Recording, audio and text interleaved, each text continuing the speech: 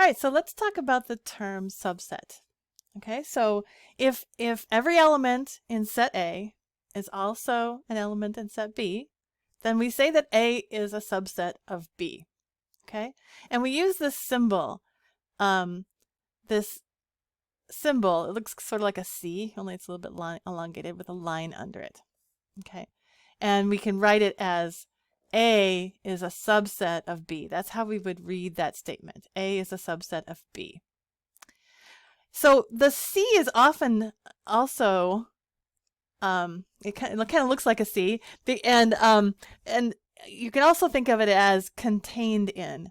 So A is contained in B. That's another word you could use instead of subset. A is contained in B. And the line under it actually is to actually represent the fact that those two sets could be equal, right? Every element in A could also be an element of B, and they could be equal if there's no other elements in B that aren't in A. Okay, so it's sort of like the less than or equal to sign. You know, it's like it represents that it's contained in and it could be equal to. Okay, so so that might help you remember what it means. It looks like a C, so you can also read it as contained in. So first question here is A a subset of B, or is A contained in B? All right, so all we need to do to test that is just to check to see if every element in A is also in B. So we could just kind of go through the list. Is A in B, or this lowercase a, I should say, is that in the set B? Okay, yes, it is. So it checks out. So is E? Yep, E's in there too. How about I? Yep, that's there. O, that's there. And U. Okay, yep, they're all there. So we can say yes, A is a subset of B. All right. So is B a subset of A? Okay, so now we need to go in the reverse order. We need to make sure that B, all of the elements in B are also contained in A. Okay, so we're going to check them one at a time. Is A, the lowercase a, the lowercase letter A, is that in the set A? Yes, that works out. So that checks out. How about I? Okay, I is there. How about O? Yep, that's there. E, okay, yep. And U. All right, so they're all there. So we say yes. Okay, so B is contained in A. Okay, so that's kind of interesting. So A is contained in B and B is contained in A.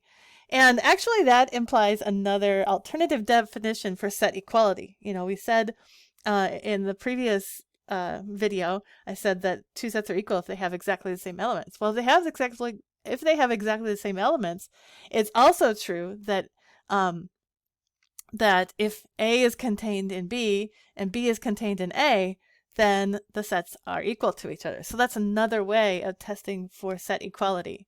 If A is contained in B, or a subset of B, and B is contained in A, then A is equal to B.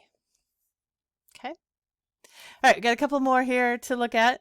Is C a subset of B? Okay, so again, I think I'm going to erase my markings so I can start over. I just need to check to see if each element in C is also in B. So A, yep, that's in B. And the letter E is there. The letter I is there. The letter O is there. Okay, they're all there. So yes, C is a subset of B. Okay. So, but you can see in this case, the two subsets are the two sets are not equal, right? Because B also has a U in it. Okay, so they're not equal, but C is contained in B. All right, how about D? Is D a subset of A? Okay, so again, I'm going to erase my little markings here so I can start over. All right, so A, okay, the letter A is in both subsets, or both sets. E is in both sets. I is in both sets. O is in both sets. Oh boy, where's X? X is not. All right, so it doesn't pass the test. So D is not a subset. It's not contained in A. Some of the elements are contained in A, but not all of them.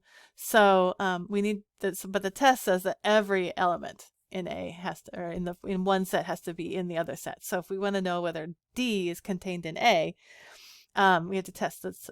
Test every element in D has to be contained in A. All right. So the answer is no, and it's because D. So X is an element of D, but X is not an element of A. So so we don't have a subset in this case. All right. So I will meet you in the next video for some more vocabulary and notation.